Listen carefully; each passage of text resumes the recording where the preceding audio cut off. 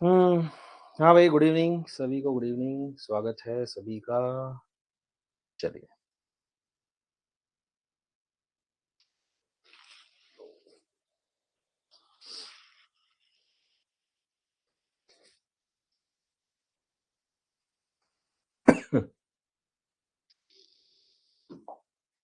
तो आज हम पोएम पढ़ने वाले हैं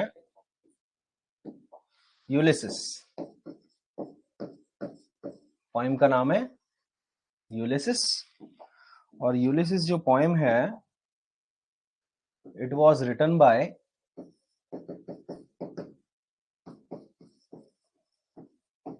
टेनिसन। अल्फ्रेड लॉर्ड टेनिसन हम इनको बोलते हैं, लॉर्ड टेनिसन के नाम से जाना जाता है। पोइट लॉरिएट भी रहे हैं ये। तो यूलिसिस के बारे में बात करें, यूलिसिस वैसे एक योद्धा का नाम है। योद्धा था, हम कह सकते हैं एक राजा है। ठीक है। इससे पहले आज आपको थोड़ा सा एक्स्ट्रा ये पढ़ना है, इस पोएम को पढ़ने के बाद ट्रोजन वॉर के बारे में।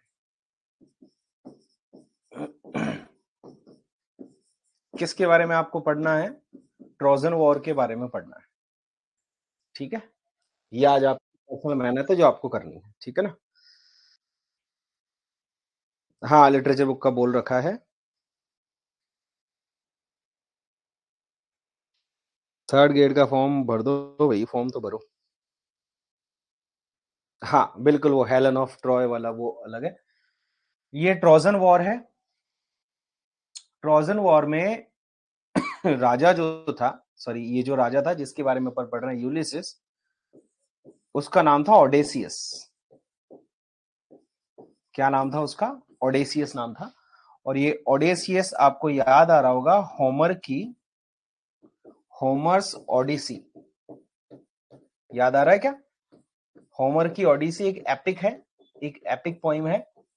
और इस पोइम का ये हीरो है, उस पोइम का हीरो था ओडेसियस यानी ओडिसी। ठीक है। तो इस पोइम में जो हम देख रहे हैं, होमर की ओडिसी का उल्टा वर्जन देख रहे हैं। होमर की ओडिसी का क्या देख रहे हैं? उल्टी कहानी देख रहे हैं। होमर की ओडिसी में क्या होता है कि ये जो राजा है ओडेसियस, ये ट्रोजन वॉर के बाद अपनी बीवी और बच्चे के पास लौटने का जिक्र करता है। लौटने के लिए लालायित है, अपन ऐसा बोल सकते हैं। लौटने के लिए लालायित है कि भाई युद्ध हो गया है, 20 साल तक जो है घर से बाहर रहता है, और उसके बाद जो है वहां से हारने के बाद घर लौटने की इच्छा रखता है। ठीक है। ओडेसियस नाम का राजा। उसका उल्टा वर्जन ये दिखाया गया है इस पोइम में, जिसमें अपन पढ़ेंगे ओडिसी के बारे में, है ना? तो इसमें अल्यूजन जो हमें मिलेगा वो कहां से लिया गया है? होमर की ओडिसी से लिया गया है। तो आज आपको हल्का सा ये ध्यान रखना है कि ट्रोजन वॉर में क्या हुआ था। वैसे इसका और उसका रिलेशन नहीं है, बस उल्टा है, ऑपोजिट है, इसलिए मैंने हल्की सी कहानी आपको बता दी है।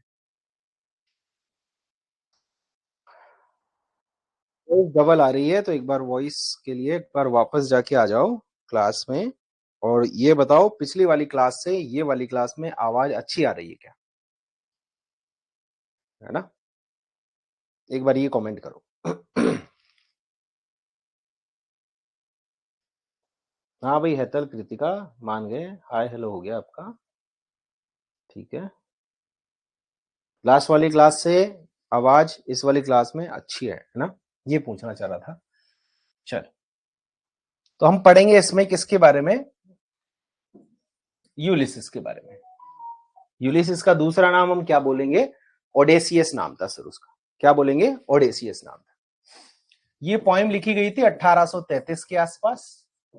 1833 में, ये सब पीडीएफ में लिखा हुआ है, नॉर्मली जनरल अपन इंट्रोडक्शन देख रहे हैं। 1833 में लिखी गई है, और 1842 में पोएम्स नाम का वॉल्यूम आया था, उसमें आई थी। ये इसका पब्लिकेशन डेट है, पब्लिश्ड। ठीक है, 1842 में पब्लिश होती है। अगर लॉर्ड टेनिसन की बात करें तो मेनली अगर जाना जाए मेनली अगर इनकी बात करें तो हम इनको विक्टोरियन पोइट कंसिडर करते हैं। कौन से पोइट थे ये, कौन से एरा में हम इनको पढ़ेंगे? हम इनको पढ़ेंगे विक्टोरियन पीरियड के दौरान, अल्फ्रेड लॉर्ड टेनिसन को पढ़ते हैं। बहुत जोर की आ रही है सर, है जोर की आ रही तो बढ़िया बात है।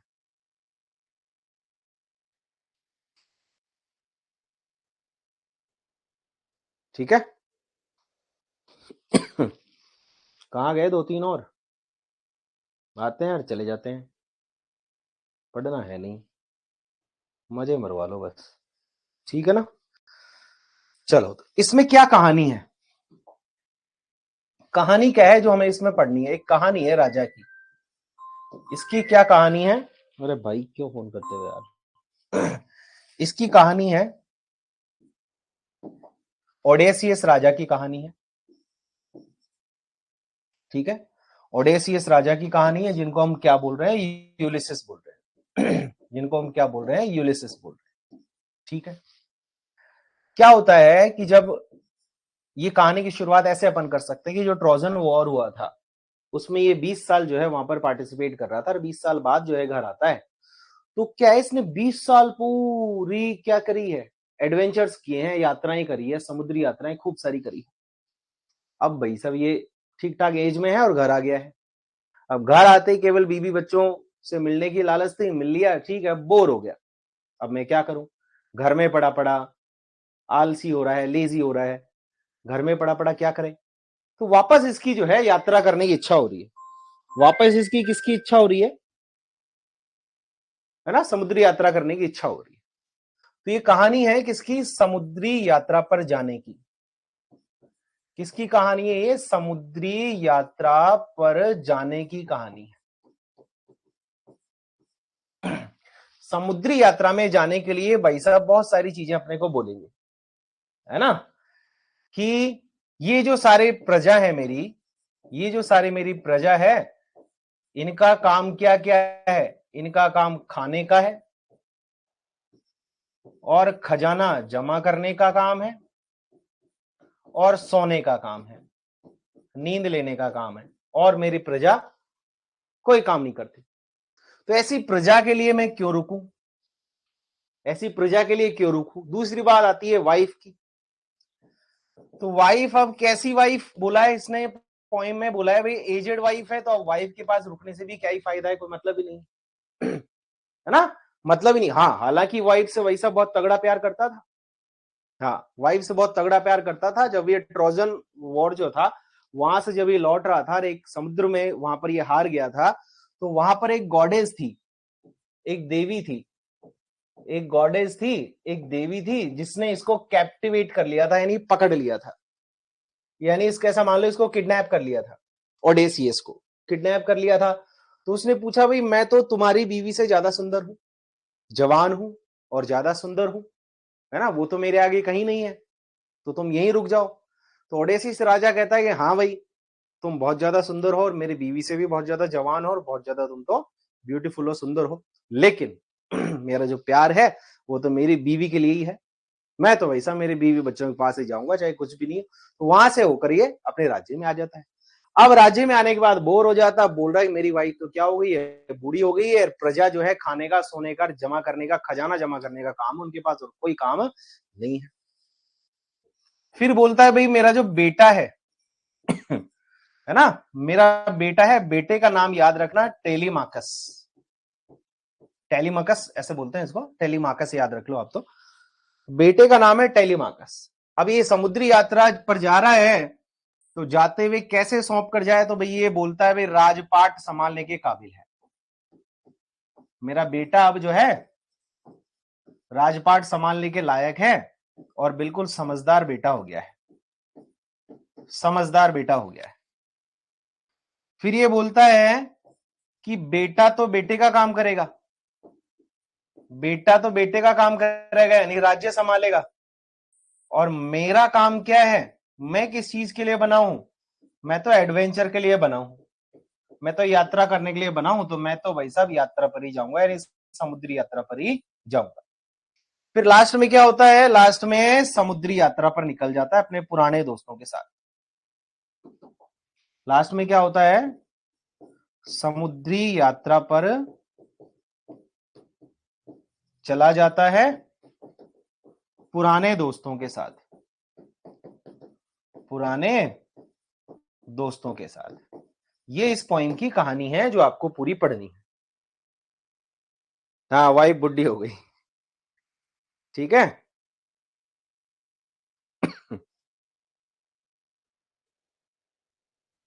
हाँ, जेम्स जॉइस का है, स्ट्रीम ऑफ कॉन्शियसनेस में अपन पढ़ते हैं, पुराने दोस्तों के साथ चिल करने चला जाता है। तो ये इस पोइम की कहानी है जो अपने को पढ़नी है। अब पोइम की शुरुआत करते हैं अपन।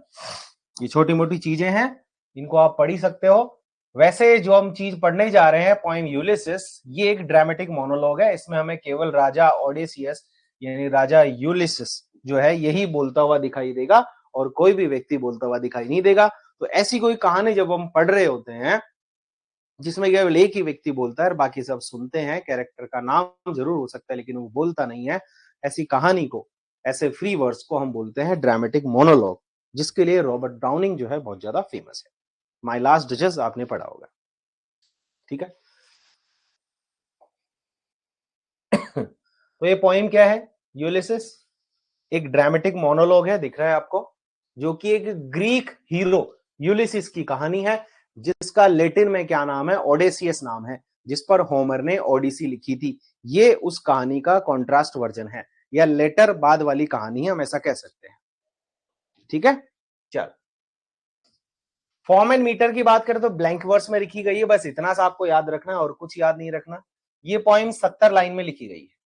ये पोइम कितनी लाइन में लिखी गई है? 70 लाइन में लिखी गई है। हम इसको 3 सेक्शंस में डिवाइड करते हैं। इसको कितने सेक्शंस में डिवाइड किया जाएगा? 3 सेक्शंस में डिवाइड किया जाएगा। कितने सेक्शंस में डिवाइड किया जाएगा? 3 सेक्शन में डिवाइड करेंगे, याद रखना। एक तो 1 से 132, फिर एक है 33 से 43, फिर एक आपका 44 से 70। इस तरह से हम इसको डिवाइड करते हैं। 3 तरह से जो है हम इसको पढ़ते हैं, यानी 3 सेक्शंस में, 3 क्लासिफिकेशंस में हम इस यूलिसिस पोइम को पढ़ते हैं, ठीक है। यानी तीनों पार्ट अलग अलग है। चल, उसके बाद बात करें हल्की फुल्की कहानी। यूलिसिस की 3 पार्ट हैं। तो फर्स्ट पार्ट में क्या है? यूलिसिस रेस्टलेस है, बेचैन है, फ्रस्ट्रेट है कि भाई मैं क्या करूं, कि मैं तो राजा हूं लेकिन आलसी राजा हूं, मैं क्या करूं, राजा का काम तो मुझे आता ही नहीं, मेरा काम तो घूमना है ना। और his reflections on his son. फिर सेकंड वाला जो पार्ट आता है, ये अच्छे क्वेश्चन है, तीनों क्वेश्चन अच्छे हैं, कि कौन से पार्ट में टेलीमाकस को जो है वो अपनी राजपाट जो है सौंपता है। टेलीमाकस, उसके बेटे का जो जिक्र है वो कौन से पार्ट में होता है?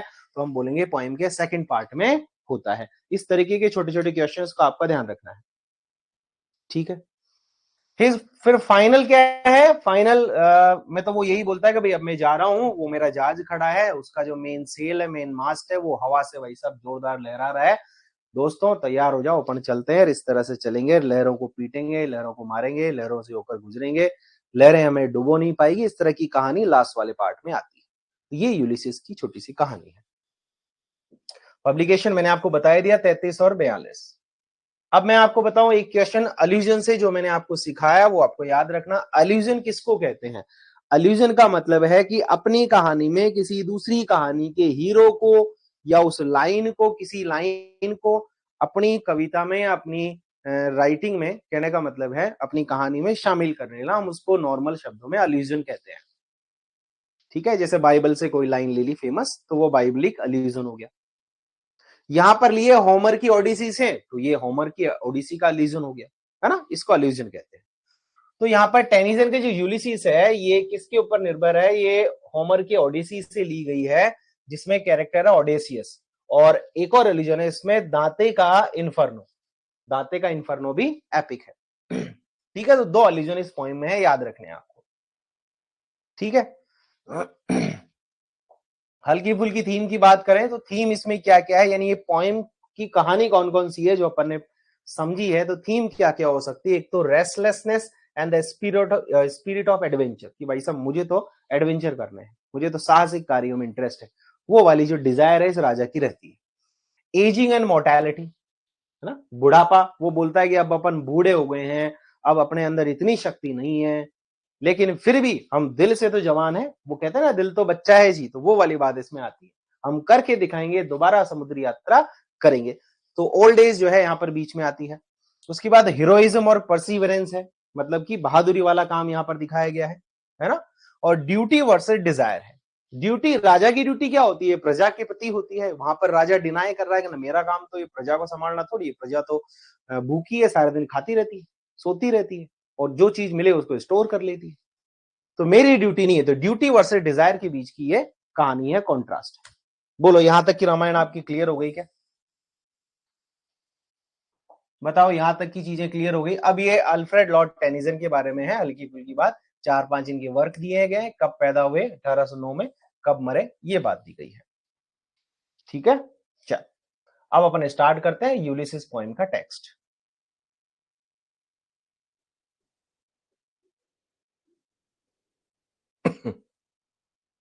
चल यहां से दिख रहा है आपको, मुझे बता दो।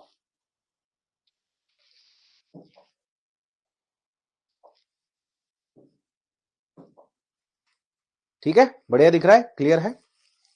चल कहानी की शुरुआत होती है। यूलिसिस राजा बोल रहा है, लिटिल प्रॉफिट्स, इसको अलग हटा देते हैं, little profits that an idle king. वो बोलता है कि यार एक आइडल, आइडल वो वाला आइडल नहीं है, ये आइडल है, IDLE है ना। तो वो बोलता है कि एक आइडल राजा बनने में क्या ही प्रॉफिट है, क्या ही फायदा है, कि आइडल राजा यानी आलसी राजा, लेजी राजा, या क्या बोलते हैं अपन उसको, पैसिव, जिसको अपन बोल सकते हैं कि भाई मैं एक्टिवली जो है राज्य का काम नहीं संभाल रहा हूं, तो पैसिव हो गया। तो एक आइडल राजा बनने में क्या ही प्रॉफिट मिल रहा है, कोई मतलब नहीं, है ना।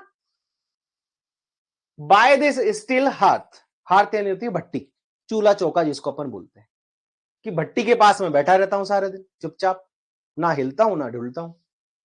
अमंग दीज बारन क्रैक्स, अमंग दीज बारन क्रैक्स, बारन क्रैक्स यहां पर क्या है, बारन क्रैक्स यहां पर क्या है, बारन मतलब तो क्या होता है, बंजर होता है ना।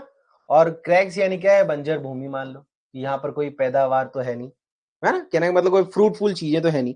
तो यहां पर राजा बने रहने से मतलब ही क्या है ना, तो बंजर भूमि मान लो, या क्रैग्स का वास्तविक मतलब होता है चट्टाने। ठीक है, कि बारन चट्टाने, जो चट्टाने फ्रूटफुल ही नहीं है, वहां पर बैठने से और भट्टी के पास बैठने से, यानी केवल हाथ सेकते रहने से क्या ही मतलब है, कोई फायदा नहीं निकल रहा है। और तीसरी बात आ रही है, matched with an aged wife, और किसके साथ रहने में, जो वाइफ बूढ़ी हो चुकी है उसके साथ रहने में। आई मैट एंड डॉल, ये सारी चीजें तो है ही, साथ ही साथ में क्या करता हूं, मैट एंड डॉल एक फ्रेज है जिसका मतलब है बांटना, जिसका मतलब है बांटना या लागू करना, बांटना या क्या करना, लागू करना। कि मैं बैठे बैठे ठाले बैठे क्या करूं भाई, वाइफ भी बूढ़ी हो गई है, सारे दिन भट्टी के पास बैठा रहता हूं, बंजर चट्टाने दिखती है और कुछ दिखता नहीं है। और ज्यादा से ज्यादा मैं क्या करता हूं, मैं बांटता हूं या मैं आदेश देता हूं, लागू करता हूं अनइक्वल लॉज, ऐसे नियम जो सभी पर लागू नहीं होते, अनइक्वल है ऐसे नियम, क्योंकि मुझे नियमों की समझ ही नहीं है ना, तो ऐसे नियम में लागू कर देता हूं, है ना। और कौन सी जाति पर, सेवेज, सेवेज जाति। अब यहां पर सेवेज जाति का क्या मतलब है, असभ्य लोग, असभ्य लोग यानी प्रजा। असभ्य लोग क्यों बोला, क्योंकि प्रजा का काम यहां पर क्या बताया है, प्रजा का काम खाना पीना सोना और कोई काम ही नहीं, तो ऐसी जिंदगी से क्या ही मतलब है ना। एक ऐसी सैवेज रेस, ऐसे असभ्य लोग, वाइल्ड लोग हैं, वाइल्ड प्रजा, जो कि क्या करती है, होर्ड करने का काम करती है। होर्ड करना का क्या मतलब है, इकट्ठा करना, स्टोर करना, है ना, यानी बस चीजों को भरते रहना। क्या लिखे अपन, होर्ड का मतलब, जिसका मतलब ये हो जाए कि भाई वो इकट्ठा करते रहते हैं चीजों को, स्टोर करते रहते हैं, स्टोर करना, जो केवल स्टोर करने का काम करते हैं, स्लीप सोने का काम करते हैं, फीड खाने का काम करते हैं। नॉट नो मी, और मुझे तो जानते ही नहीं। राजा की बात करें तो मुझे तो वो जानते ही नहीं, उनका काम है खाना पीना सोना, चीजों को भरना। क्या हुआ सर, क्लास रुक गई? हमारे चल रही है भाई, हमारे तो चल रही है ना। तो ऐसी जिंदगी जीने से क्या मतलब। अब बोल रहा है आई कैन नॉट रेस्ट, मैं रुक नहीं सकता, किससे, ट्रेवल से, मुझे तो ट्रैवलिंग करनी है, मुझे तो एडवेंचर करना है, मुझे तो समुद्री यात्रा पर जाना है। I will drink life to the lees, इसका लीज का मतलब क्या होता है? आखिरी बूंद। लीज का मतलब क्या होता है? आखिरी बूंद होता है, आखिरी बूंद, लास्ट बूंद, लास्ट ड्रॉप। कि कहने का मतलब है मुझे तो जीवन का आनंद लेना है, जीवन की अंतिम बूंद तक, यानी अंतिम सांस तक मुझे तो एडवेंचर करने हैं, मुझे तो राजा बनने में कोई इंटरेस्ट नहीं है ना। I will drink life to the lees का मतलब कि मुझे तो जीवन का आनंद लास्ट तक लेना है। ऑल टाइम्स, क्योंकि अब तक जो मैंने जिंदगी जी है, all times I have enjoyed, मैंने तो एंजॉय किया है, मैं तो कभी इन चक्करों में पाई नहीं, फैमिली के चक्करों में। ग्रेटली हैव सफर्ड ग्रेटली, और ग्रेटली महान रूप से सफर किया है, मतलब काफी सारे युद्ध लड़े हैं, काफी सारे एडवेंचर किए हैं, साहसिक कार्य किए हैं, चाहे वो युद्ध हो चाहे वो यात्राएं हो। और ये दोनों चीजें both with those that loved me, और ये दोनों चीजें मैंने उन लोगों के साथ करी है जो मुझे प्यार करते हैं, यानी मेरे साथी लोग, मेरे सैनिक और मेरे साथी लोगों के साथ अब तक मैंने इतने महान काम किए हैं, युद्ध लड़े हैं, यात्राएं करी। एंड अलोन, और अकेले भी लड़ी हैं, अकेले भी जीवन जिया है। ऑन शोर, समुद्री किनारे पर, शोर यानी का क्या मतलब होता है? किनारा। मैंने समुद्री किनारे पर भी जो है एडवेंचर किए हैं। और व्हेन थ्रो, जब भी इस पॉइंट में थ्रो आएगा इसका मतलब है थ्रू। थ्रू का मतलब होता है किसी चीज में से होकर, चाहे वो परिस्थितियां हो, युद्ध हो, है। थ्रू स्कडिंग ड्रिफ्ट्स, स्कडिंग ड्रिफ्ट्स का मतलब है यात्राएं करना समुद्र में, यात्रा करना समुद्र में। मैंने तो अकेले भी काफी सारी यात्राएं करी है, समुद्री किनारे पर भी मैंने एडवेंचर किए हैं, युद्ध लड़े हैं। और scudding drifts the rainy heights, rainy heights, rainy heights, heights क्या होते हैं? हाइट्स क्या होते हैं? तारों का झुंड होता है, तारों का झुंड होता है। और रेनी हाइट्स मतलब तूफानी हाइट्स का मतलब यहां पर है, कहने का मतलब है चाहे मौसम अच्छा हो चाहे मौसम बुरा हो समुद्र का, मैंने तो समुद्री किनारे पर भी एडवेंचर किया है और समुद्र में भी काफी सारे तूफान मैंने देखे हैं, है ना। हाइट्स नाम के तारे हैं, है ना, जो कि क्या करते हैं, जब ये तारों का जब झुंड बनता है तो इनका मतलब होता है कि समुद्र में कुछ ना कुछ घटना घटित होने वाली होती है। तो ये तारे जो है समुद्र को भी क्या कर देते थे? डिम कर देते थे, मतलब समुद्र में तूफान ला देते थे। अपन जानते हैं ना तारों की हलचल, चांद की हलचल से समुद्र में तूफान आते हैं, वो वाली चीज यहाँ पर ली गई है ना। आई एम बिकम अ मैन, और इन सारी चीजों को करने के बाद मैं एक मैन बन गया हूं, इसका मतलब है मैं बहुत ज्यादा फेमस हो गया हूं, मैं तो बहुत ज्यादा फेमस हो गया हूं। फॉर ऑलवेज रोमिंग, किस चीज के लिए फेमस हुआ हूं? हमेशा रोमिंग यानी भटकने के लिए, हमेशा यात्राएं करने के लिए फेमस हो गया हूं मैं। विद हंग्री हार्ट, हार्ट कभी हंग्री हो सकता है कि, यानी यहां पर फिगर ऑफ स्पीच है, बताओ कौन सा figure of speech? Hungry heart, बताओ कौन बताएगा कौन सा फिगर ऑफ स्पीच हो सकता है यहां पर? कि मेरा जो दिल है वो कैसा है? हमेशा हंग्री है। हंग्री दिल थोड़ी होता है, तो पेट होता है, ऐसा मान लो, है ना। हंग्री हार्ट को बोला गया है। कहना का मतलब है मेरे अंदर हमेशा एडवेंचर्स की क्या है? भूख है। इस चीज के लिए मैं जो है सारे दिन जो है पूरी जिंदगी भर 20 साल जो है भटकता रहा हूं, इस चीज के लिए मैं फेमस हो गया हूं। चाहे समुद्री यात्राएं हो, चाहे तूफान हो, चाहे समुद्री किनारे हो, मैंने अकेले भी चीजें करी हैं, और मैंने मेरे जो मुझे प्यार करते थे दैट लव्ड मी, उनके साथ भी मैंने जो है काफी सारे एडवेंचर्स किए हैं, है ना। ट्रांसफर्ड एपिथेट, ट्रांसफर्ड एपिथेट, बोलो यहां तक की चीज समझ में आ गई सभी बच्चों को? अब जब आप इसका प्रिंट निकालो ना, तो जैसे मैंने अभी पढ़ाया है और किसी पोएम में नहीं पढ़ाया है, डायरेक्ट आपको ट्रांसलेशंस वगैरह करवाए हैं, ऐसे इधर उधर चीजें नहीं लिखी है, तो जब आप प्रिंट आउट निकालो तो ये चीजें जब आप खुद ट्रांसलेशन करो तो कोने कोने में ये चीजें लिखकर ट्रांसलेशन करा करो खुद से, ताकि वो चीज लाइफ टाइम जो है तैयार हो जाए। ठीक है, चलो इसकी हिंदी मैंने इसके नीचे दे दी है, आप पढ़ सकते हैं। ठीक है, कोई मतलब नहीं है, वैसे मैंने पढ़ा दिया है आपको।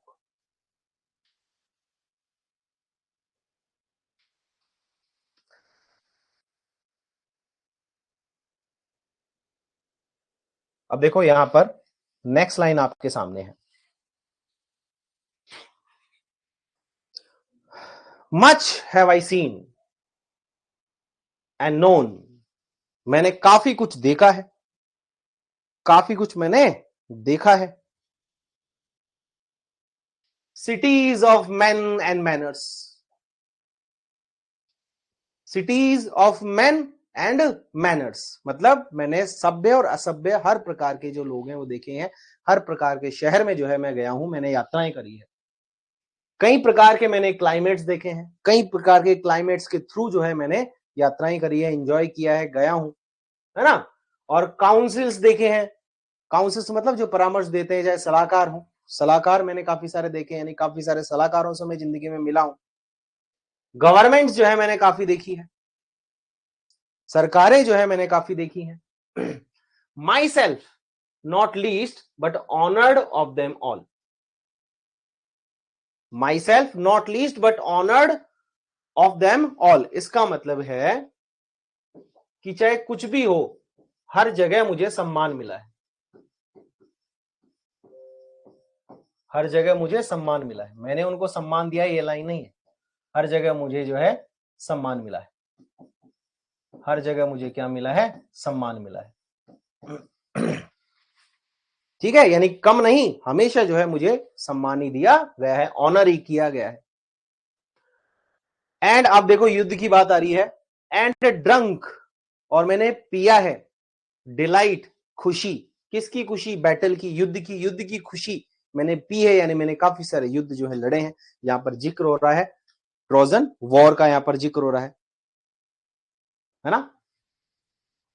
And drunk delight of battle with my peers, peers यानी साथी, और मेरे साथियों के साथ मैंने जो है युद्ध का स्वाद भी चखा है, अपन ऐसे बोल सकते हैं, मेरे साथियों के साथ मैंने क्या किया है, युद्ध का स्वाद भी जो है चखा है, यानी काफी सारे युद्ध भी जो है मैंने लड़े हैं। हाँ, एंजाममेंट भी है इसमें, ठीक है। चल, फार ऑन द रिंगिंग प्लेन्स, अब देखो यहां पर वापस जगह वर्ड आया है वैसे, ट्रॉय, है ना, ट्रोजन वॉर का जिक्र हो रहा है, तो थोड़ा सा आप देखो क्या बोला है यहां पर, कि मैंने उस युद्ध का स्वाद भी चखा है मेरे साथियों के साथ, फार, दूर, यहां नहीं है मेरे राज्य के आसपास, दूर है, दूर, ऑन द रिंगिंग प्लेन्स, ऐसे प्लेन्स जो रिंगिंग कर रहे हैं, रिंगिंग, अब ये रिंग की आवाज क्यों आ रही है, रिंग की आवाज कब आती है, जब युद्ध में आपस में हथियार टकराते हैं, जब युद्ध में आपस में हथियार टकराते हैं तब आवाज आती है, तो उस आवाज की बात हो रही है।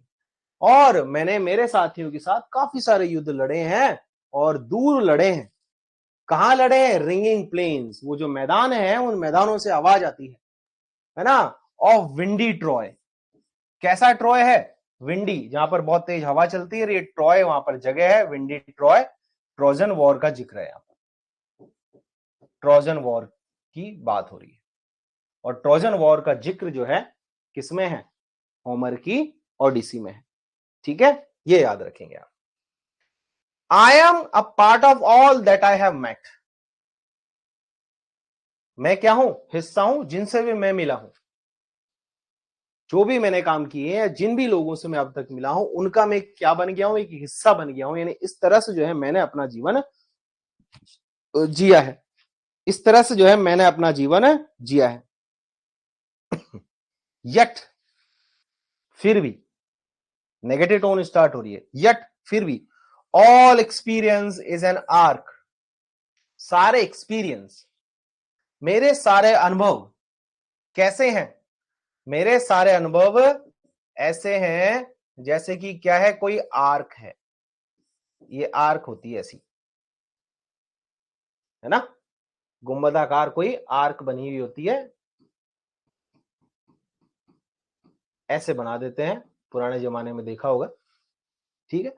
और मेरे सारे एक्सपीरियंस, मेटाफर है, मेरे सारे एक्सपीरियंस क्या है, एक आर्क है, आर्क हम इसको कहते हैं, ऐसी कोई चीज बनी हुई होती है पत्थरों की, ठीक है।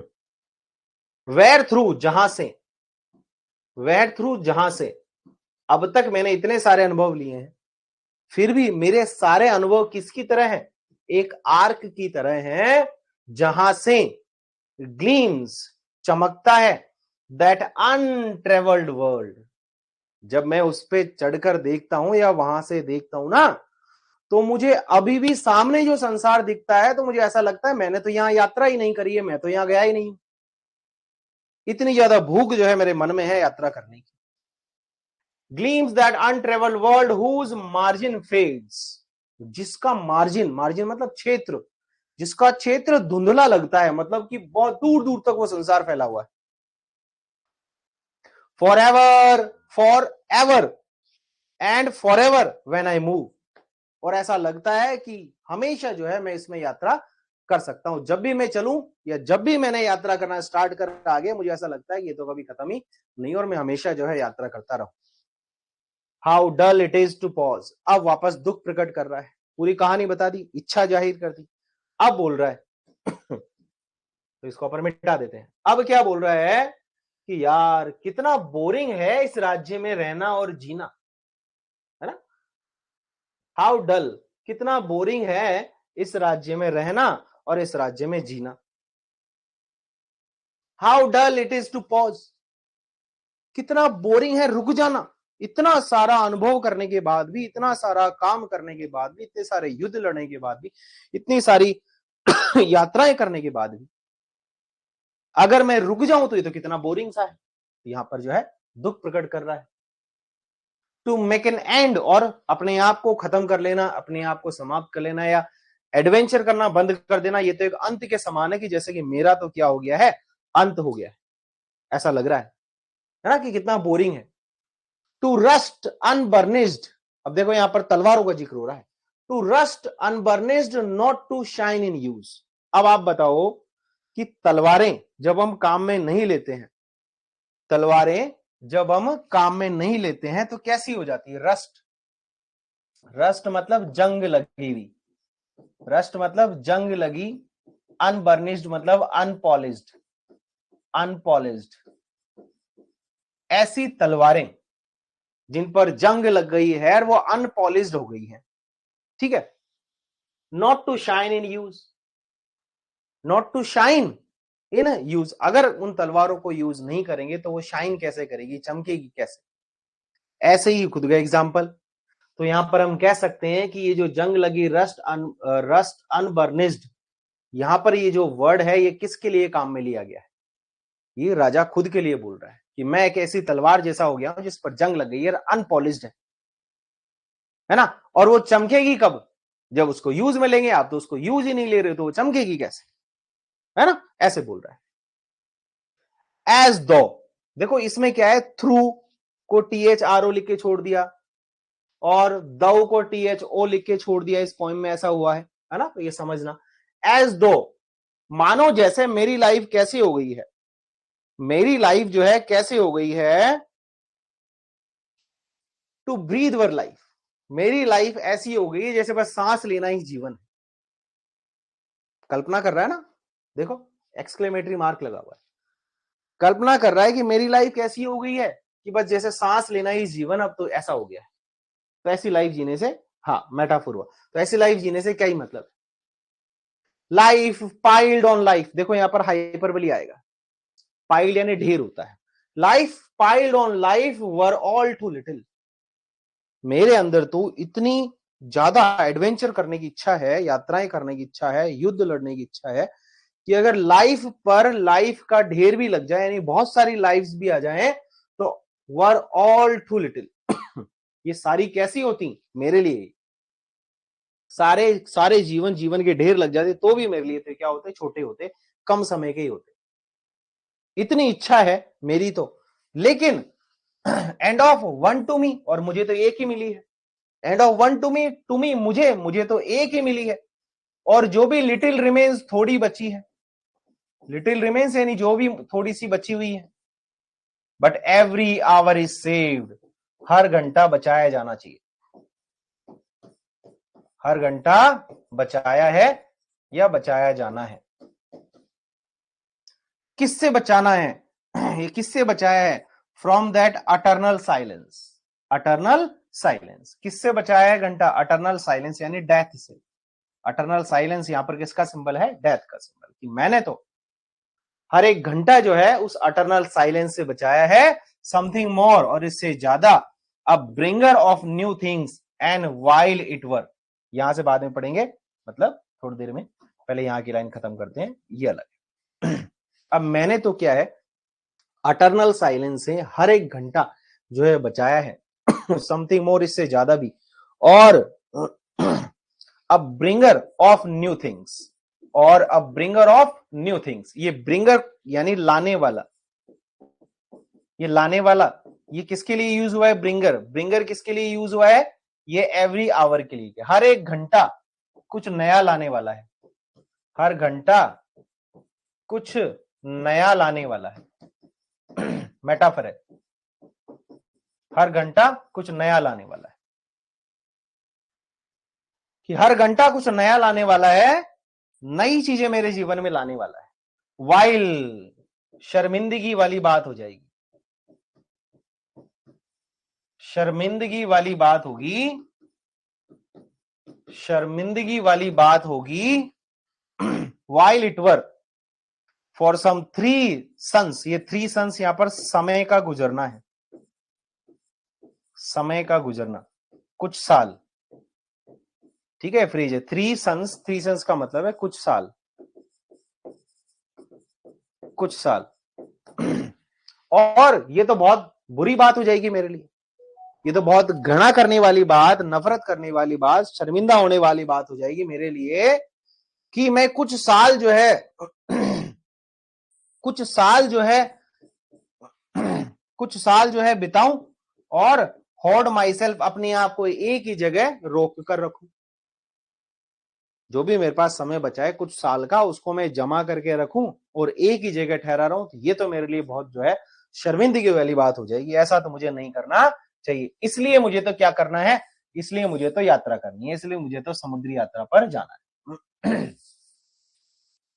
ठीक है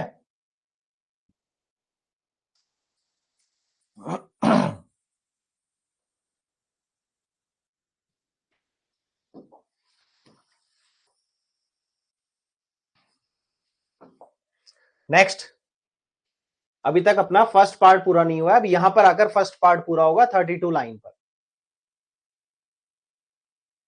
एंड दिस ग्रे स्पिरिट, अब खुद को वापस क्या बोल रहा है? Grey spirit. तो जहां भी किसी चीज को किसी दूसरी चीज का नाम दिया जा रहा है वो क्या होता है? मेटाफर होता है। And this grey spirit, grey spirit मतलब बूढ़ी आत्मा। बूढ़ी आत्मा किसकी? राजा की। बूढ़ी आत्मा किसकी? बूढ़ी आत्मा किसकी? बूढ़ी आत्मा किसकी? राजा की। तो ये ग्रे स्पिरिट कौन है? यहां पर खुद यूलिसिस है।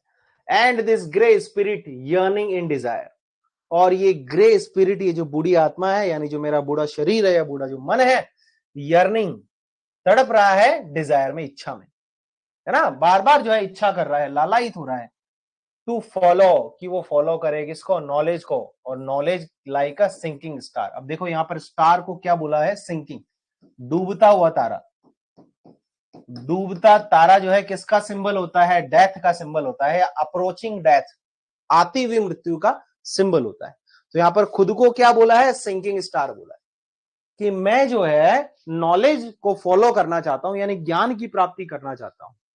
कैसे? जैसे एक सिंकिंग स्टार होता है, जैसे कैसा स्टार होता है? डूबता तारा होता है। तो यहां पर खुद को क्या बोला है? सिंकिंग स्टार बोला है। यहां पर तो क्या हो गया? सिमिली हो गया, लाइक आ रहा है डायरेक्टली, तो सिमिली अपने आप पहचान ही सकते हो। बहुत ही अजीब सी ये पोएम, हाँ इसको 2 बार आपको पढ़ना पड़ेगा। पोएम इतनी बड़ी है, 70 लाइन की पोएम, और ये थोड़ी सी फिलोसॉफिकल है, यानी मन की बातें हैं जो वो अपने से कह रहा है ड्रामेटिक मोनोलॉग के रूप में, है ना। तो और मेरी ये जो ग्रे स्पिरिट है, ये यानी बूढ़ी आत्मा है, कहने का मतलब है मैं बूढ़ा हो गया हूं, लेकिन फिर भी मेरी जो इच्छाएं हैं अभी भी मरी नहीं है, काफी इच्छाएं हैं। क्या पाने की? ज्ञान प्राप्त करने की। कैसे? जैसे कि एक डूबता तारा होता है, और मैं किसके समान हूं? एक डूबते तारे के समान। और ये बूढ़ी होती हुई आत्मा गहरी इच्छा से भरी हुई, जो डूबते हुए तारे की तरह ज्ञान के पीछे दौड़ना चाहती है और मानव चिंतन की अंतिम सीमाओं से भी आगे जाना चाहती है ना। और आगे क्या बोल रहा है? बियॉन्ड, बियॉन्ड यानी परे। मैं फॉलो करना चाहता हूं ज्ञान को, यानी ज्ञान को प्राप्त करने जाना चाहता हूं। किसके परे जाना चाहता हूं? अटमोस्ट यानी फिक्स, और बाउंड यानी लिमिट, जो सीमा है, जो सीमा है किसकी? ऑफ ह्यूमन थॉट, यानी यहां पर हाइपरबली है, जो मानव के विचारों की सीमा है ना, उससे भी परे जाकर जो है मैं चीजें करना चाहता हूं, ज्ञान प्राप्त करना चाहता हूं। ठीक है, तो हाइपरबली हो गया। तो ये हो गया अपना फर्स्ट पार्ट यूलिसिस का। कौन सा पार्ट हो गया आपका? फर्स्ट पार्ट हो गया किसका? यूलिसिस पोएम का। यहां तक चीजें समझ में आ गई। यहां से होगा अपना टेलीमाकस की शुरुआत हो जाएगी। अब मेरा बेटा टेलीमाकस है भाई, तू अब तू ही बेटा राज्य को संभालना, नहीं तो दिक्कत हो जाएगी, मैं तो जाऊंगा भाई साहब, मैं तो यहां पर नहीं रहूंगा। अब बोलता है टेलीमाकस से, दिस इज माई सन। अब अपने को इंट्रोड्यूस करा रहा है अपने बेटे से, भाई ये मेरा बेटा है, मेरा खुद का टेलीमाकस, मेरा खुद का पैदा किया हुआ बेटा टेलीमाकस है। टू होम, जिसके ऊपर आई लीव, मैं छोड़ रहा हूं, the sceptre, the sceptre, sceptre यानी राजपाट। अब मिलो भाई मेरे बेटे से, ये मेरा बेटा टेलीमाकस है और मैं आप सबके सामने कह रहा हूं भाई मैं तो जो है इसके ऊपर पूरा राजपाट जो है छोड़कर जा रहा हूं। अब ये जाने और इसका राजपाट जाने, मैं तो भाई साहब जाऊंगा, है ना, मैं तो जाऊंगा। जिसके ऊपर मैं क्या छोड़कर जा रहा हूं? सेप्टर, राजपाट छोड़कर जा रहा हूं, और द आइल, आइल यानी ये आइलैंड छोड़कर जा रहा हूं, ये पूरा टापू यानी पूरा राज्य छोड़कर जा रहा हूं। अब ये जाने इसका काम जाने। हाँ, वेल लव्ड ऑफ मी, मेरे द्वारा बहुत ज्यादा प्यार किया जाता है इसको, मेरा तो लाड दुलारा है भाई साहब, मेरा तो चांद का क्या बोलते हैं उसको, आंख का तारा है। डिसर्निंग, डिसर्निंग यानी समझदार है। डिसर्निंग का मतलब क्या है? समझदार है। तो फुलफिल कि भाई ये पूरी कर सकता है, पूरा करना, पूरी करना, समझदार है, पूरी कर सकता है किसको? दिस लेबर, इस मेहनत को, ये जो काम, ये वर्क जो मैं इसको देके जा रहा हूं, ये वर्क जो मैं इसको देके जा रहा हूं राजपाट संभालने का, ये इतना समझदार है कि आराम से जो है इस समझदारी को या इस काम को, वर्क को, लेबर को जो है पूरा कर सकता है। और कैसे करेगा? बाय स्लो प्रूडेंस, धीमी बुद्धि से, धीमी बुद्धि से, धीमी बुद्धि का मतलब है पेशेंस से, पेशेंस से, पेशेंस से का मतलब है धैर्य और समझदारी से, धैर्य और समझदारी से जो है ये अपना राजपाट संभालेगा।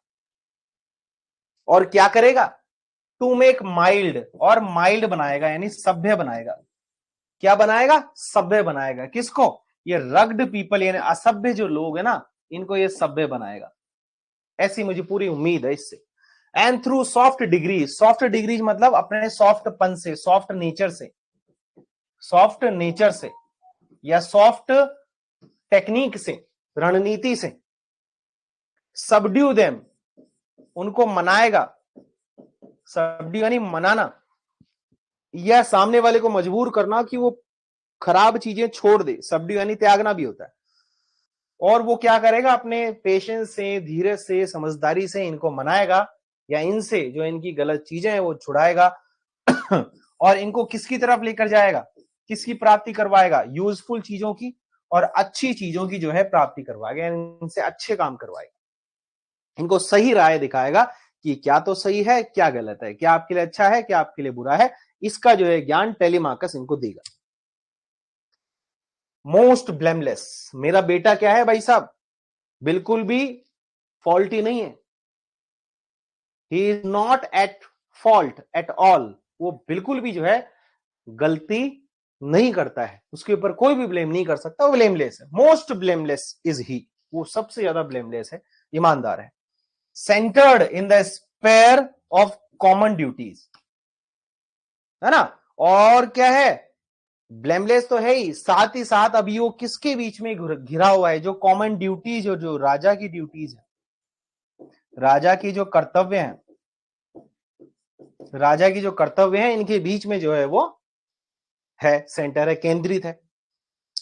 और इतना डिसेंट है यानी इतना समझदार है, इतना डिसेंट है, इतना समझदार है, नॉट टू फेल, कि वो असफल नहीं होगा, इतना समझदार है कि वो असफल नहीं होगा। इन ऑफिसेस ऑफ टेंडरनेस, टेंडरनेस का मतलब थी कोमलता, कोमलता की ऑफिसेस में, कोमलता की ऑफिसेस मतलब अच्छे से काम करने के तरीके, अच्छे से काम करने के तरीके। तो इन कार्यों में जिस तरह से एक राजा को अपनी प्रजा को संभालना होता है, इन कार्यों में जो है वो कभी फेल नहीं होगा, वो इतना समझदार बेटा है मेरा, वो इतना समझदार बेटा है मेरा। अरे भाई कौन? टेलीमाकस। किसकी बात चल रही है? टेलीमाकस की बात चल रही है।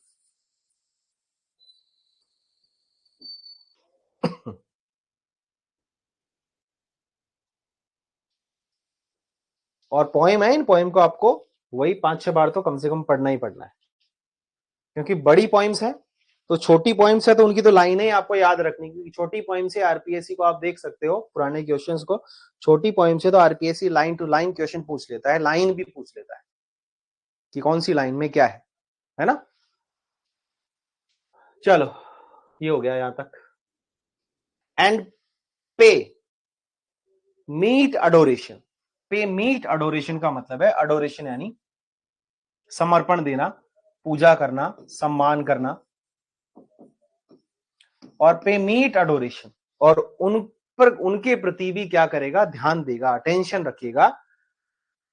माय हाउस होल्ड गोड्स, मेरे जो देवता हैं, मेरे जो भगवान हैं जिनको मैं पूजता हूं, ये इनका भी जो है ध्यान रखेगा, इनका भी सम्मान करेगा, इनकी भी रिस्पेक्ट करेगा, इनको भी वर्शिप करेगा। और ये सारे काम कब करेगा? व्हेन आई एम गॉन, जब मैं चला जाऊंगा ना, तो मेरे जाने के बाद ये सारा काम करेगा।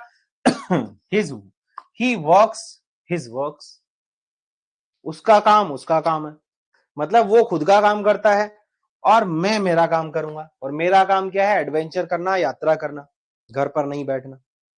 इस तरह से जो है टेलीमाकस को हमारे सामने इंट्रोड्यूस किया जाता है।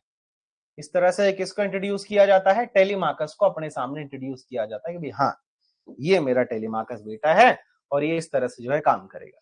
और इस तरह से आपको नीचे हिंदी दी गई है। ठीक है, आज की कहानी इतनी ही है। फिर थर्ड वाला पार्ट है, यहां तक का पार्ट आप पढ़ेंगे, मैं नेक्स्ट जैसे ही आप आओगे आपसे पूछूंगा। फिर नेक्स्ट वाला पार्ट अपन कल पढ़ेंगे। ठीक है, छोटा सा ही पार्ट है, छोटा सा क्या, अभी तो 43 से 70 लाइंस है, 44 से 57 है, और फिर 57 से 70 है। ठीक है, अब यहां पर जो नेक्स्ट थर्ड पार्ट है, इस पार्ट में राजा बोलेगा भाई देखो मेरा तो साहब जहाज आ गया है और मैं तो जाऊंगा, मैं तो ना रुकूं। है ये क्या इच्छा है बताओ आपकी? पढ़ लें, कंप्लीट कर लें, 10 मिनट लगेगी, 10 मिनट लगेगी वैसे, देख लो। देयर लाइज द पोर्ट, देखो वहां पर बंदरगाह है। क्या बोल रहा है? कि वहां पर क्या है? बंदरगाह है। अब दिख रहा है ना?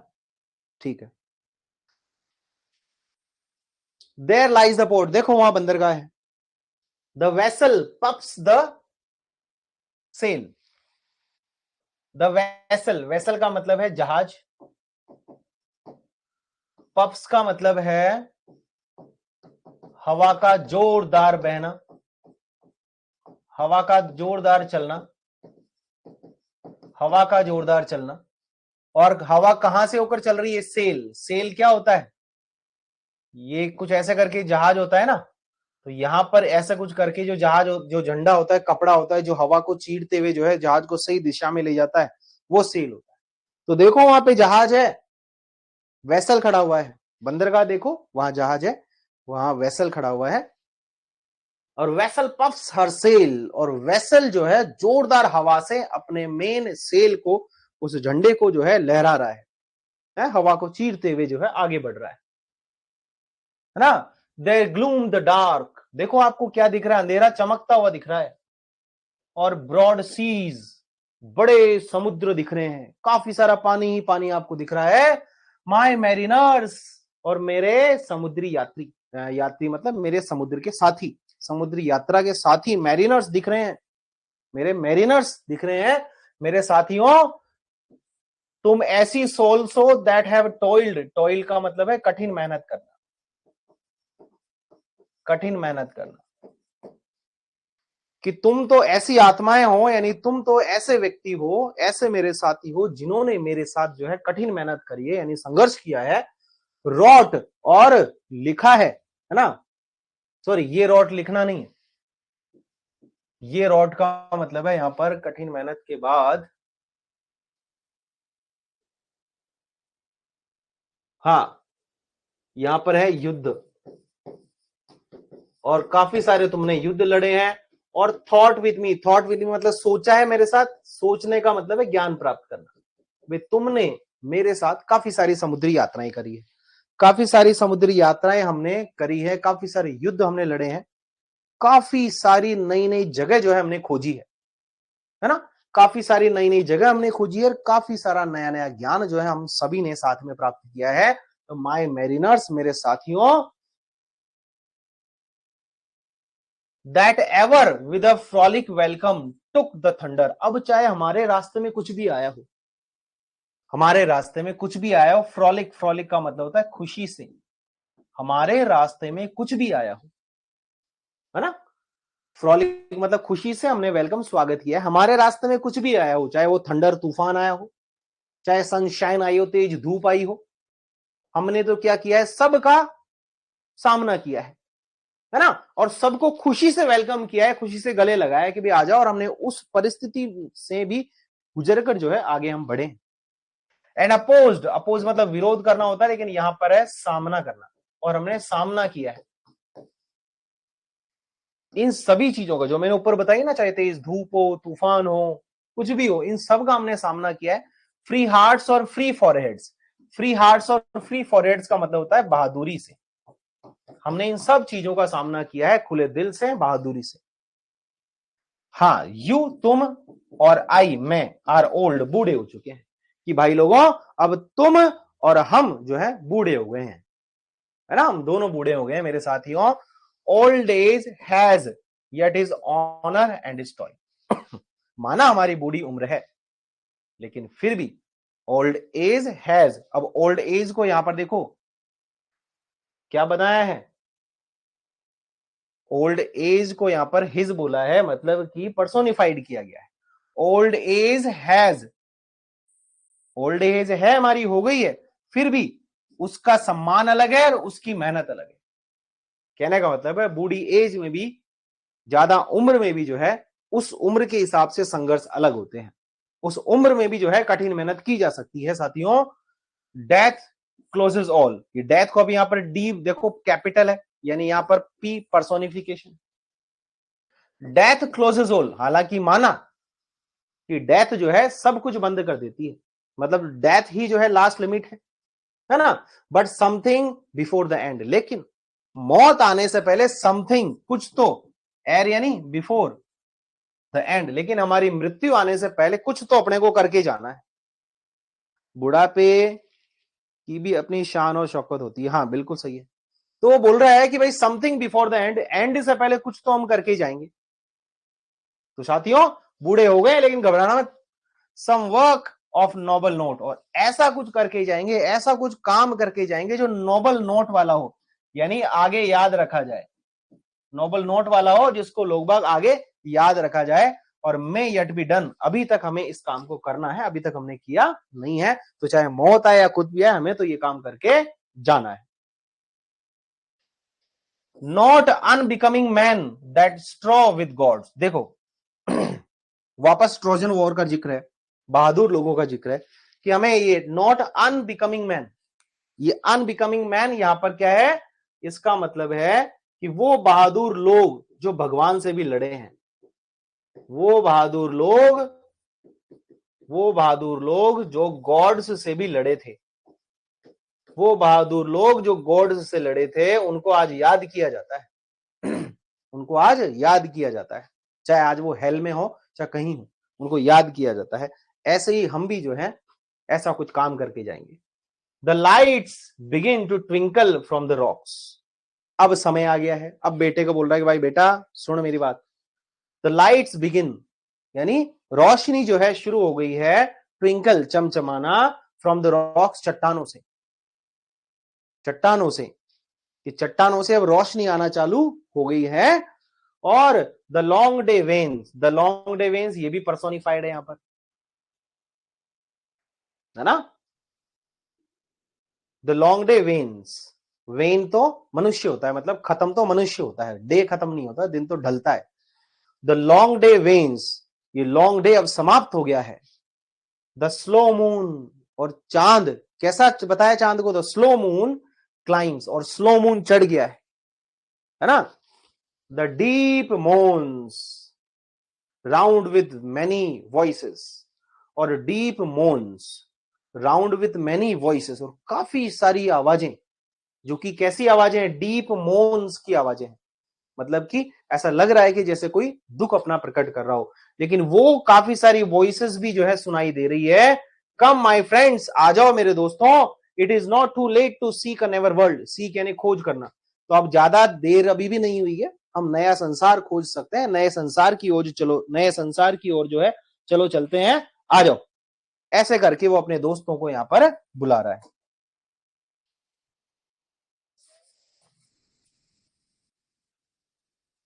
अब आपके सिलेबस में है ही सारी ऐसी बड़ी बड़ी पॉइंट्स, 70 लाइन की, 98 लाइन्स की, 90 लाइन्स की, तो थोड़ी तो मेहनत तो आपको लगेगी है। आप चाहो कि जैसे 10-15 लाइन की पोएम हमें फटाफट से याद हो जाती थी, ऐसे जो है ये भी याद हो जाए, तो ऐसा तो पॉसिबल नहीं है। इसके लिए 2-3 बार आपको काम करना पड़ेगा। अब उसके साथी आ गए हैं, जहाज वगैरह आ गए हैं, साथी आ गए हैं, जहाज आ गए हैं, तो अब साथियों को बोल रहा है भाई पुश ऑफ, धक्का दो। पुश ऑफ यानी क्या करो, धक्का दो। सिटिंग वेल, अच्छे से बैठो। In order, smite, smite the sounding furrow, smite यानी प्रहार करना होता है। जब अपन जहाज पर, और ये जहाज कोई बड़ा जहाज नहीं है, ये थोड़ा सा पुराने टाइप की बोट है, थोड़ी सी ही बड़ी बोट है, जिस पर जब बैठ के यात्रा करते हैं तो लहरों से लड़ना पड़ता है, लहरों पर प्रहार करने पड़ते हैं, तो स्माइट वर्ड काम में लिया है। तो भाई धक्का दो, इस बोट को थोड़ा सा आगे खिसकाओ, पानी में डालो इसको। सिटिंग वेल, अच्छे से बैठो। इन ऑर्डर, क्रम में सही से बैठो, जिसको जहां बैठना होता है, एक आगे दो पीछे, इस तरह से जैसे बैठेंगे वैसे बैठो। Smite the sounding furrows, sounding furrows मतलब गूंजती हुई लहरें, जो तेज गूंजती हुई लहरें है ना, उन पर प्रहार करो और जहाज को आगे बढ़ाओ। फॉर माई पर्पज, क्योंकि मेरा उद्देश्य, उद्देश्य क्या, समुद्री यात्रा करना।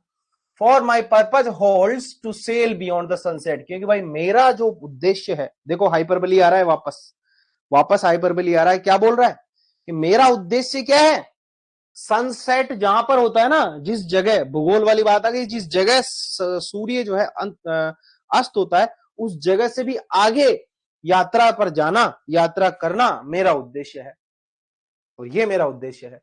And the baths of all the western stars, और बैथ्स, ये baths of all the western stars का मतलब है कि जहां पर स्टार्स का लास्ट अंत हो, लास्ट मतलब अंत हो, जहां पर पश्चिमी जो स्टार है, पश्चिमी तारा, ऐसा कहते हैं ना, पश्चिमी ध्रुव वगैरह, ध्रुव तारा वगैरह, वैसे उसके भी आगे जो है, उसके भी परे जो है मुझे जाना है। अंटिल आई डाई, जब तक कि मैं मरूं नहीं, मुझे तो वहां पर जाकर आना है, चाहे कुछ भी हो। इट मे भी, हो सकता है, दैट गल्फ्स, गल्फ्स यानी लहरें, हो सकता है जो लहरें हैं, विल वॉश अस डाउन, हो सकता है लहरें हमें डुबो दे, हमें धो डाले, हमें डुबो दे, है ना। और it may be we shall touch the happy isles, देखो यहां पर क्या है, happy isles, happy islands, happy islands कौन से आइलैंड्स कहलाते हैं, स्वर्ग, यहां पर बाइबलिक इल्यूजन है। It may be we shall touch the happy, और हो सकता है कि हमें वो जगह मिल जाए, वो हैप्पी आइलैंड मिल जाए जहां पर हमारे पूर्वज मरने के बाद जा चुके हैं, हो सकता है हम उसको छूकर आ जाएं, क्योंकि अपन कहते हैं ना स्वर्ग कहां है, स्वर्ग तो वहां है ना, ऐसा लगता है ना, तो वो वाली बात यहां कह रहा है कि हो सकता है वहां उस ऐसे टापू को, आइलैंड को टच करके आ जाए जो हैप्पी आइलैंड है, यानी स्वर्ग है, जहां पर अपने पूर्वज जो है, जो मर गए हैं, वो वहां पर है, हो सकता है वहां पर जाकर आ जाए। और शायद हमें वहां पर कौन देखने को मिले, अकिलीज देखने को मिले। अकिलीज हील सुना है, मुहावरा है ना, अकिलीज हील सुना है। अकिलीज हील मतलब वीक पॉइंट या वीकेस्ट पॉइंट ऑफ समवन, किसी का सबसे कमजोर पॉइंट जो है वो अकिलीज हील, मुहावरा है ये। तो अकिलीज एक राक्षस था, अकिलीज उस टाइम क्या था, एक राक्षस था, है ना। तो हो सकता है, और ये अकिलीज जो है ना, विशालकाय जो व्यक्ति है या योद्धा है, ये योद्धा इनके साथ ट्रोजन वॉर में लड़ा था, ट्रोजन वॉर में ये लोग साथ थे, ट्रोजन वॉर में लड़ा था ये इनके साथ, अकीलीज किसके साथ, यूलिसिस के साथ, यानी ओडेसियस के साथ। तो हो सकता है हमें वो जो मर गया है ना अकीलीज, वो वहां देखने को मिल जाए हैप्पी आइलैंड में, स्वर्ग में, या अंतिम छोर पर धरती होम वीन्यू जिसको हम जानते हैं, यानी हमने ट्रोजन वॉर में साथ लड़ाई लड़ी है ना। फिर आ रहा है THO मतलब दो मच इज टेकन, हालांकि काफी कुछ हमसे छीन लिया गया है, बूढ़ी उम्र हो गई है ना, तो काफी शक्ति हमारी छीन गई है, और काफी अबाइड्स, और काफी कुछ बचा है, यानी काफी कुछ हमारा इंतजार कर रहा है और काफी कुछ हमसे छीन लिया गया है। We are not now that strength which in old days, अब हम उस स्ट्रेंथ में, उस ताकत में नहीं है जिस ताकत में हम हमारी जवानी के दिनों में होते थे। हम तो बहुत ज्यादा जवान थे उस टाइम, हम तो बहुत ज्यादा जवान थे उस टाइम, आज हमारे वो ताकत नहीं है, तो क्या करें भाई। और उन दिनों में हमारे पास क्या ताकत थी, देखो वापस आ गया मुहावरा, मूव्ड अर्थ और हेवन, मुहावरा ही, मूव अर्थ और हेवन, धरती और स्वर्ग को हिला देने वाला, यानी कुछ बहुत बड़ा, बहुत भयंकर काम करना, बहुत ज्यादा आप में ताकत है, पूरी ताकत से काम करना। तो जो हमारे ओल्ड डेज थे ना, उसमें हम भाई साहब धरती आकाश को एक कर देते थे, यानी बहुत भयंकर तरीके से हमारी शक्ति थी, बहुत ज्यादा अपन काम कर सकते थे, लेकिन अब हमारी वो शक्ति नहीं। दैट विच वी आर, कोई बात नहीं, जो हम हैं वो हैं, कोई बात नहीं, बूढ़े हैं तो हैं, जवान है तो हैं।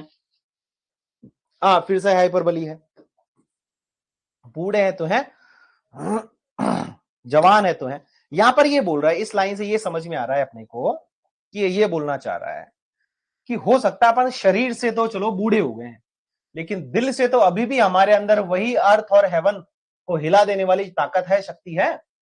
तो हम जो हैं वो हैं, हमारे अंदर से तो हम वही हैं जो पहले थे, है ना। वन इक्वल टेम्पर, और हमारे सबके अंदर एक ही जैसा जुनून है। ऑफ हीरोइक हार्ट्स, बहादुर वाले दिल हमारे पास है, हीरोइक हार्ट्स हमारे हैं, हम सब बहादुर हैं और हम सब एक जैसे हैं। मेड वीक बाय टाइम और फेट, हो सकता है कि हम फेट यानी किस्मत और टाइम समय के द्वारा हम कमजोर हो गए हैं, कमजोर बना दिए गए हैं, लेकिन हम स्ट्रॉन्ग ताकतवर हैं इन विल यानी इच्छा शक्ति में। और हमारी इच्छा शक्ति तो ताकतवर है ना, कम से कम हमारी इच्छा शक्ति तो हम मजबूत है हमारे अंदर। हो सकता है टाइम और किस्मत ने, फेट ने हमें जो है कमजोर बना दिया हो, लेकिन इच्छा शक्ति हमारे अंदर, दृढ़ संकल्प हमारे अंदर है to strive, to seek, to find, not to yield. Yield का मतलब है सरेंडर करना, समर्पण करना। हमारे अंदर इतनी इच्छा शक्ति है कि हम किसी भी चीज को पाने की भूख रखते हैं, किसी भी चीज को खोजने की भूख रखते हैं, फाइंड करने की भूख रखते हैं, पाने की इच्छा रखते हैं, और नॉट टू यील्ड, समर्पण करने की इच्छा हमारे अंदर नहीं है। दिल से तो अभी भी जवान है पर शरीर से बूढ़े हैं। तो इस तरीके से ये आपकी पोएम बेटा जी पूरी हो गई है। आगे देखो हार्ड वर्ड्स आपको दे रखे हैं, जब आप करेंगे तो हार्ड वर्ड्स काम आएंगे आपके, हिंदी मीनिंग लिखी हुई है सब जगह, है ना। और देखो आपको फिगर ऑफ स्पीच यहां दिखाई दे रहे हैं, वो फिगर ऑफ स्पीच लिख दिए हैं। सिमिली यहां पर एक ही जगह आया है, सिंकिंग स्टार में। फिर मेटाफर है, I will drink life to the lees, life compare to a cup of wine, I am become a name, all experience is an arch, untravelled world, rust unburnished, वापस मैंने बताया था metaphor है। Beyond the sunset, happy isles मतलब heaven के लिए metaphor है।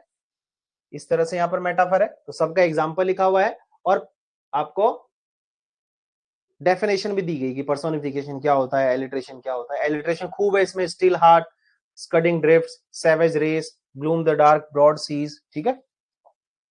Consonance, imagery, assonance, सब कुछ आपको दिया गया। हाइपरबली है इसमें, खूब सिंबोलिज्म खूब है। सनसेट किसका सिंबल होता है, डेथ का। सी किसका सिंबल है, लाइफ की जर्नी का। हैप्पी आइल हेवन का, रस्ट इनएक्टिविटी का। Sinking star endless quest for knowledge का। हाइपरबली आ गया है। ऑक्सीमोरन आ गया है, आइडल किंग, राजा कभी आइडल हो नहीं सकता, राजा को तो एक्टिव होना चाहिए। अटर्नल साइलेंस, साइलेंस अटर्नल कैसे हो सकती है, साइलेंस डिस्क्राइब्ड एज एंडलेस, और आयरनी यहाँ पर काम में ली गई है। तो इस तरह से आपको खूब सारे फिगर ऑफ स्पीच दिए हुए। अब इस पोएम का प्रिंट आउट निकाल लेना और पढ़ लेना, खत्म ही हो गई, काम खत्म। ठीक है, समझ में आ गई सभी को।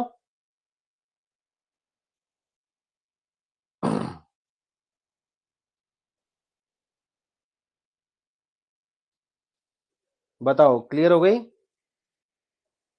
एक बार और पढ़नी पड़ेगी, मतलब ये बात तो है, इस बात से तो अपन मुकर नहीं सकते।